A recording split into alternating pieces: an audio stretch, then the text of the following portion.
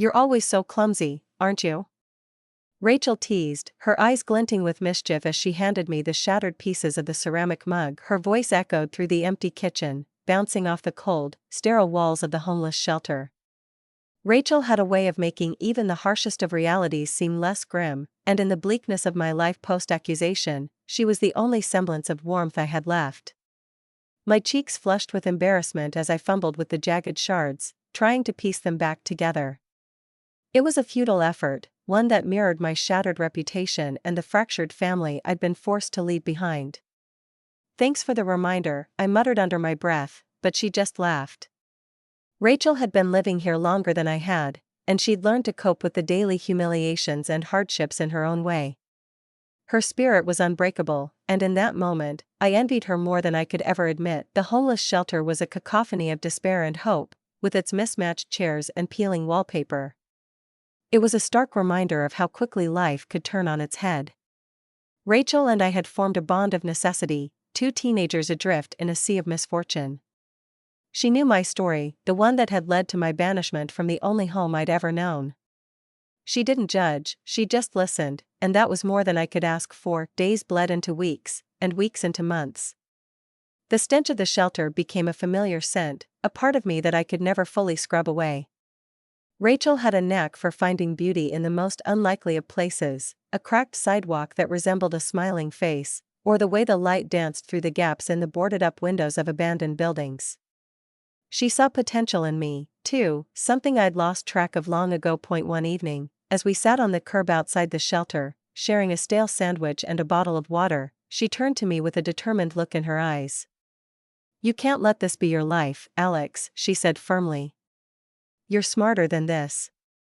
You can do more than just survive." Her words struck a chord deep within me. I thought about the life I'd left behind, the accusations, the disbelief, the betrayal. But I also thought about the life I could have if I could somehow find the strength to fight back. Rachel had a way of making me believe that there was a world outside of these cold, unforgiving streets, and that I deserved a place in it. With newfound determination, I started to look for work. Every morning, we'd wake up early, wash our faces with cold water from the faucet, and head out into the city to scour the streets for job opportunities. Rachel had connections, friends she'd made during her time here, and together we'd tackle the job boards and hand out our scribbled resumes. One day, as we approached a small, nondescript tech store, Rachel's grip on my arm tightened. "This one," she whispered, her eyes lighting up. "This is it." I followed her lead, stepping into the dimly lit shop and feeling the warm glow of the computer screens wash over us. The owner, a gruff but kind-hearted man named Mr. Jenkins, took a chance on me. He saw potential in my desperation, my eagerness to learn and grow. The job was menial, cleaning up, organizing stock, and occasionally helping with basic tech troubleshooting. But it was a start. Rachel watched proudly as I slipped on the worn-out name tag, the first step toward reclaiming my identity. She had a way of making me feel like I was more than just the accused, more than just a homeless kid with nowhere to go.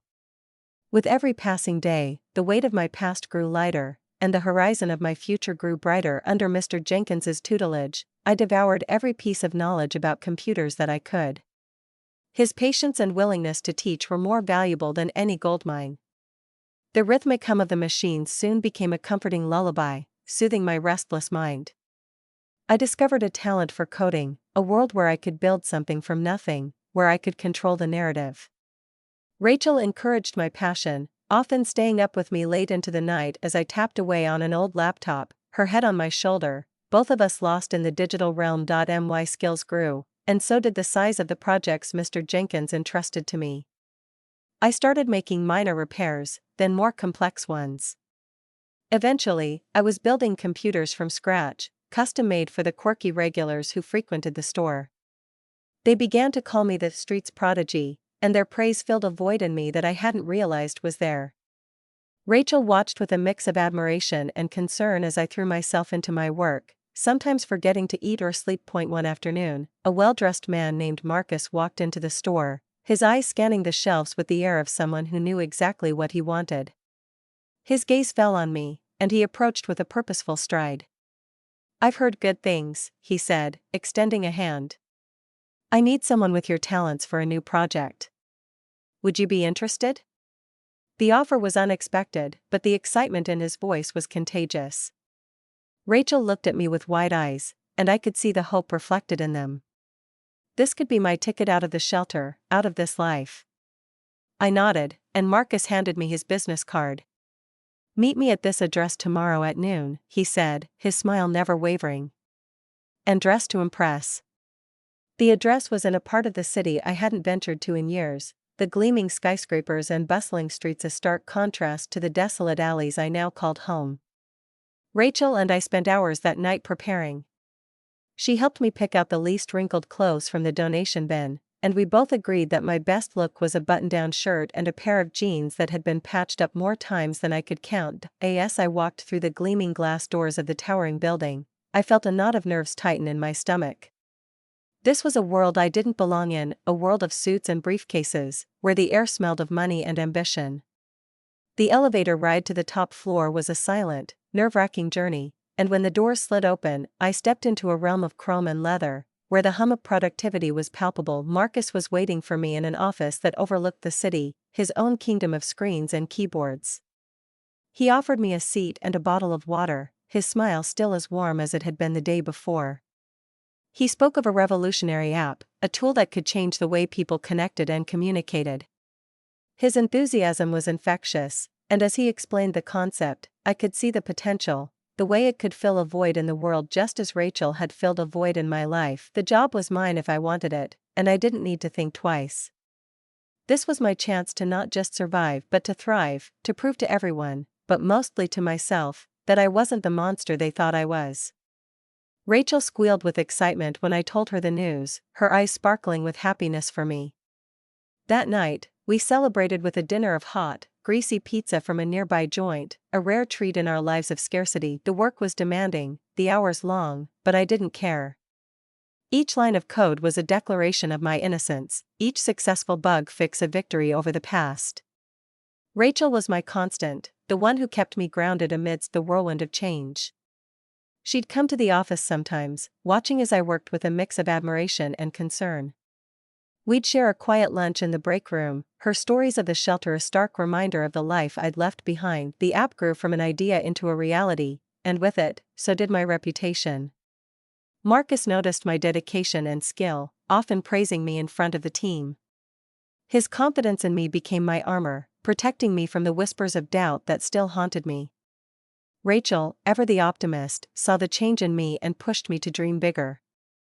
"You're going to be a multimillionaire," she'd say with a wink, and for the first time in a long while, it didn't seem like a distant, unattainable fantasy. Months turned into years, and the app exploded in popularity. I had my own team now, and the office was no longer a place of fear but a second home filled with faces that had come to know me not as a homeless kid with a troubled past, but as a leader, an innovator. Rachel had moved out of the shelter, into a small apartment, thanks to the extra cash I'd been able to give her. She'd found work at a nearby cafe, but she never forgot where she'd come from, always bringing me a cup of hot coffee when she knew I'd be working through the night. One evening, as I sat in the office, my eyes burning from hours of staring at a computer screen, Rachel burst in, her cheeks flushed with excitement. She waved a newspaper in the air, her voice shaking as she read the headline aloud. "They found evidence that proves you didn't do it, Alex. They've caught the real person." My heart raced as the room spun around me. The accusations, the pain, the loss, it all rushed back in a torrent of emotion. Rachel's grip on my hand was the only thing keeping me anchored to reality. "You have to call them," she urged, her voice thick with tears. "Your family, tell them the truth." For a moment, I just sat there, unable to process the words. Then, I took the newspaper from her trembling hand and read the article.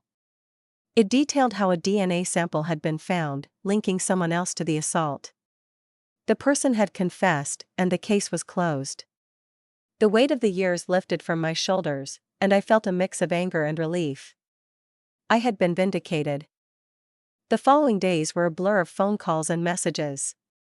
My mother's voice, trembling with apology, filled my ear as she begged for forgiveness. Rachel listened from the doorway, her eyes never leaving me. She knew how much this meant, how much I'd longed for this moment. But the anger was still there, a thick, bitter taste in my mouth that I couldn't wash away with their tears of regret. I went to see them, my heart pounding like a drum in my chest as I approached the house that had been my prison and then my tombstone. My stepsister looked small, her eyes red and swollen, as she shrank away from me. Our parents looked older, the lines on their faces etched deeper by the burden of their doubt. They spoke of redemption, of wanting to rebuild what they had destroyed, but the words felt hollow in the face of the years I'd lost. Rachel was there with me, her hand in mine as I faced the people who had thrown me away. She had been my rock through it all, the one who had picked up the shattered pieces of my life and helped me build something new. I knew that without her, I would never have made it to this moment. As my parents pleaded for a second chance, Rachel's gaze remained steady, her expression a complex tapestry of anger and compassion. She knew the depth of my pain, the scars that would never fully heal. But she also knew that I had moved on, that I had found a new family in the most unexpected of places. The truth had set me free, but it couldn't fill the void of the lost years. Rachel had become more than a friend, she was the sister I'd never had, the one who had seen me at my lowest and never wavered in her belief in me. Her hand tightened around mine, and I felt a surge of strength. I need some time, I told my parents, my voice firm. Rachel nodded in silent support, her eyes never leaving mine. I've moved on. I've built a life for myself, and I'm not sure there's room for you in it anymore. The words hung in the air, heavy and final. My mother's face crumpled, and my father looked away, his eyes brimming with regret. Rachel squeezed my hand, her grip reassuring. We stepped out of the house and into the night, leaving the shadows of the past behind. In the car, she didn't say a word, just started the engine and pulled away from the curb. The quiet was a balm to my soul, a stark contrast to the chaos that had been my life. We drove to her apartment, the city lights a blur outside the window. Rachel's place was small but cozy, a sanctuary from the cold world we'd both known too well. She made us tea, and we sat on the worn-out couch, the newspaper lying forgotten on the floor between us. You did it, she murmured, her voice barely above a whisper. I couldn't meet her eyes, the weight of what had just transpired still pressing down on me. What happens now? I asked, my voice hollow. Rachel took a deep breath and leaned back into the cushions, her gaze thoughtful. Now, you keep moving forward, she said firmly. You don't owe them anything. You've got a whole world waiting for you out there. Her words were like a salve to my soul, easing the ache that had taken root. I knew she was right, but the pull of the life I'd lost was strong. Rachel had always seen the world in shades of possibility, while I saw the stark realities of what was. Together, we'd created a new reality, one where I could stand tall and proud.